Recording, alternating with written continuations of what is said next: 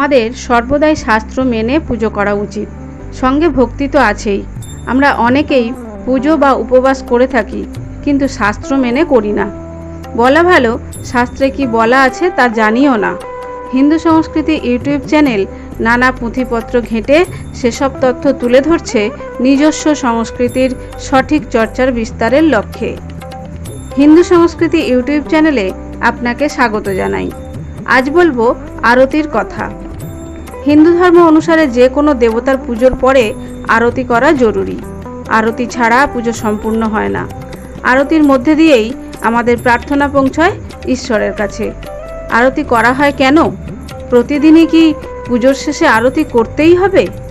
হলে তা কিভাবে করব? কি কি উপকরণ রাখবো আরতির থালায়? কতবার প্রদীপ বা অন্যান্য কিছু দেবদেবীর সামনে ঘোরাবো? এমনই সব টুকিটাকি প্রয়োজনীয় বিষয়গুলো নিয়েই আমাদের আজকের আলোচনা। শুধু আরতি করাই নয়, নিজের হাতে আরতি করা ছাড়াও আরতি হতে দেখাও অত্যন্ত পুণ্যের। যে ব্যক্তি আরতির সময় উপস্থিত থাকেন এবং দুহাত দিয়ে আরতির তাপ গ্রহণ করেন, ঈশ্বরের কৃপায় তার মনের ইচ্ছে পূরণ হয়। আমাদের হিন্দু ধর্ম প্রায় 24,000 বছরের পুরনো। সনাতন ধর্মকে বৈদিক যুগের আগে বিবেচনা করা হয়। এর কারণ ঋগ্বেদ যুগে বেদ প্রথম রচিত হয়েছিল বলে মনে করা হয়। পণ্ডিতগণ বেদ রচনার সূচনা দিয়েছেন প্রায় 2000 খ্রিস্টাব্দে। স্কন্দপুরাণে বর্ণিত আরতির গুরুত্ব সম্পর্কে প্রথমে তথ্য পাই। সেখানে বলা হয়েছে আরতি করার বিশেষ নিয়ম আছে, যেগুলি সব সময় সঠিকভাবে করা উচিত। আরতির সময় অনেক কিছুর খেয়াল রাখতে হবে। শাস্ত্রীয় পুজোর বিধান অতি জটিল, কিন্তু আরতির অনুষ্ঠান খুবই সহজসাধ্য। যিনি শাস্ত্রীয় পুজোর বিধি ও মন্ত্র জানেন না, তিনিও আরতির মধ্যে দিয়েই সকল পুজোর ফল লাভ করতে পারেন। বস্তুত আরতিই সকল পুজোর সার। শাস্ত্রীয় পুজো যদি বিধিহীন ও মন্ত্রহীন হয়, তবে আরতির মধ্যে দিয়েই তা সম্পূর্ণতা লাভ করে। আরতির অর্থ ভগবানের প্রতি প্রেম, প্রীতি, ভালোবাসা ও অনুরাগ বৃদ্ধি। পুজোর সময় যাই ঘটুক না কেন, তা আমাদের আরতির মাধ্যমেই সম্পন্ন হয়।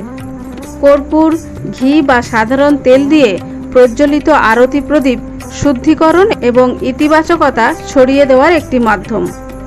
প্রদীপের শিখা জ্বলে উঠলে এটি যে কোনো ধরনের অন্ধকার এবং নেতিবাচকতা দূর করে, যার ফলে ঘরের চারপাশে আরও ইতিবাচক শক্তি এবং বিশুদ্ধ শক্তি তৈরি হয়। আরতি প্রদীপের আলো অজ্ঞতা দূর করে এবং আধ্যাত্মিক চেতনার আলোকিতকরণের প্রতীক। এটি আধ্যাত্মিক, শারীরিক ও মানসিক উভয়ভাবেই পরিবেশকে পবিত্র করে। একটি পবিত্র স্থান তৈরি করে, যা মানুষকে নিজেদের এবং ঐশ্বরিক শক্তির সঙ্গে আরও সুসংগত হতে সাহায্য করে। আরতির উপাচার: প্রদীপ, জলপূর্ণ শঙ্খ, বস্ত্র, পুষ্প এবং চামর। আরতির দীপ, শঙ্খস্থিত জল, পুষ্প ইত্যাদি যেমন পঞ্চভূতের প্রতীক, সেগুলি আবার প্রপঞ্চ অর্থাৎ অলিক ও মায়ার প্রতীক।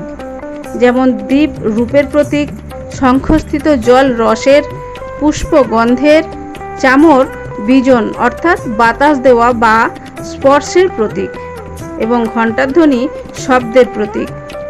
আরতি অনুষ্ঠানের মধ্যে দিয়েই ভক্ত এগুলিকে একে একে দেবতাকে উৎসর্গ করে, নিজেকেও তার চরণে সম্পূর্ণরূপে সমর্পণ করেন। প্রথমে ঘৃতের দীপমালা বা আরতির জন্য প্রদীপ, তারপর জলপূর্ণ শঙ্খ, তারপর বিশুদ্ধ বস্ত্র, পরে আম্রপল্লব বা অশ্বত্থ পল্লব ইত্যাদি এবং সর্বশেষে সাষ্টাঙ্গ প্রণাম দ্বারা নীরাজন করণীয়। তবে পল্লবাদির পরিবর্তে বিল্বপত্র, পুষ্প এবং কর্পূর দ্বীপ ও ধূপাদি এবং পরে চামর দ্বারা আরতি করা বিধিসম্মত। আরতি করার নিয়ম হলো, প্রথমে দীপমালা প্রজ্বলিত করে তাকে সম্মুখে একটি ত্রিকোণ মণ্ডলের উপর স্থাপন করে অর্চনার দ্বারা দেবতাকে নিবেদন করতে হয়। বহু শিখাযুক্ত ও অযুগ্ম অর্থাৎ 1, 3, 5 ইত্যাদি বিষম সংখ্যায় হবে। দীপমালা অর্চনা বা নিবেদন করার পর তা ডান হাতে উঠিয়ে বাঁ হাতে ঘণ্টা বাজাতে বাজাতে মূল মন্ত্র জপ অথবা দেবতার স্তোত্র পাঠ করতে করতে আরতি করতে হয়। প্রাচীনকাল থেকে আমাদের দেশে ঘরে ঘরে ধূপধুনো জ্বালানোর প্রথা প্রচলিত। প্রাচীন হিন্দু শাস্ত্র অনুসারে ধূপকাঠি জ্বালানো বাড়িতে ইতিবাচকতা বজায় রাখতে সাহায্য করে। এছাড়াও এটি পরিবারের সকল সদস্যদের জীবনে একটি ইতিবাচক পরিবেশ তৈরি করতে সহায়তা করে।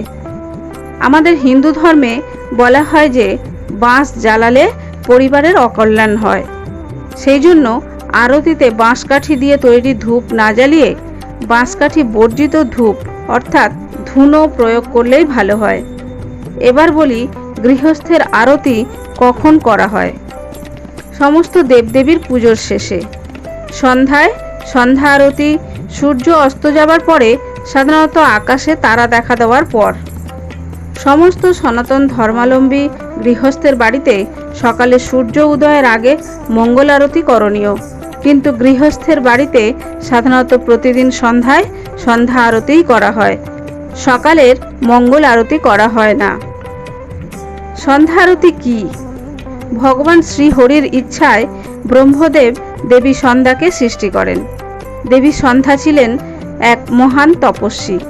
এই সন্ধ্যাই হলেন প্রথম বৈদিক নারী, যিনি মানব কল্যাণের জন্য ভগবান শ্রীহরির কাছে বর প্রার্থনা করেছিলেন।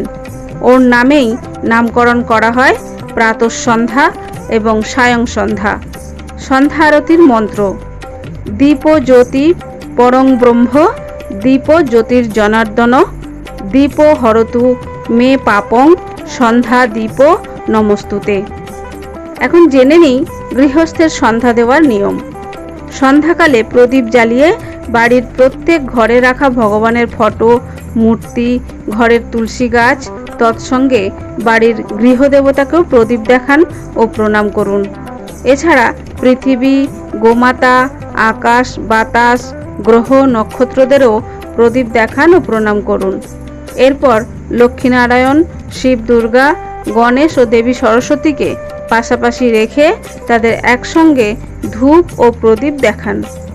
এরপর লোকাচার বা কুলাচার অনুসারে ঘণ্টা ও শঙ্খ বাজান এবং ভগবানদের প্রণাম করুন। প্রসঙ্গত বলে রাখি, ভারতের মন্দিরগুলোতে কোন সময়ে কোন আরতি করা হয়ে থাকে। মঙ্গল আরতি ভোর 4:30 থেকে সকাল 6:30 মধ্যে। শৃঙ্গার আরতি সকাল 7:15 থেকে 8:30 মধ্যে। পুষ্প আরতি সকাল 8:30 থেকে সকাল 9:30 মধ্যে।